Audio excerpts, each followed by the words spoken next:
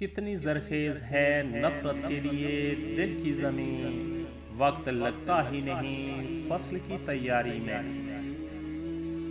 زندگی میں ہر گزرتا پل کچھ سبق دیتا ہے، کچھ چھین لیتا ہے اور کچھ دیتا ہے۔ خوش قسمت وہ نہیں جو پاتا ہے، اصل میں خوش قسمت وہ ہے جو وقت سے سیکھتا ہے۔ ماں باپ کی جتنی ضرورت ہمیں بچپن میں ہوتی ہے، اتنی ہی ضرورت انہیں بڑھاپے میں ہماری ہوتی ہے۔ غلط فہمی اور غصے سے ہی تعلق ٹوٹتا ہے دوستو، ورنہ گلے لگا کر کون کہتا ہے کہ آج سے میرے اور تمہارے درمیان کوئی تعلق نہیں رہا۔ کیا فائدہ ایسی صورت کا جس کی سیرت اچھی نہ ہو۔ شاخ پر بیٹھا پرندہ شاخ کی کمزوری سے نہیں ڈرتا، کیونکہ اسے اپنے پروں پر اعتماد ہوتا ہے۔ اگر زندگی میں سکون چاہتے ہیں تو کبھی کسی سے توقع نہ رکھیں، کیونکہ توقع کا پیالہ ہمیشہ ٹھوکروں کی زد میں رہتا ہے۔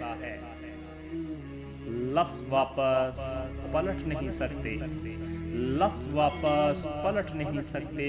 کتنا مشکل ہے گفتگو کرنا۔ دنیا ایک سانپ کی مانند ہے، دیکھنے میں رنگ برنگی، چھونے میں نرم و ملائم، مگر اندر سے زہر میں بھری ہوئی۔ آج کل لوگ چاہتے ہیں کہ رشتے بھی سمارٹ فون کی طرح ہوں، دل کرے تو خوب لطف اندوز ہوں اور دل نہ چاہے تو سائلنٹ موڈ پر چھوڑ دیں۔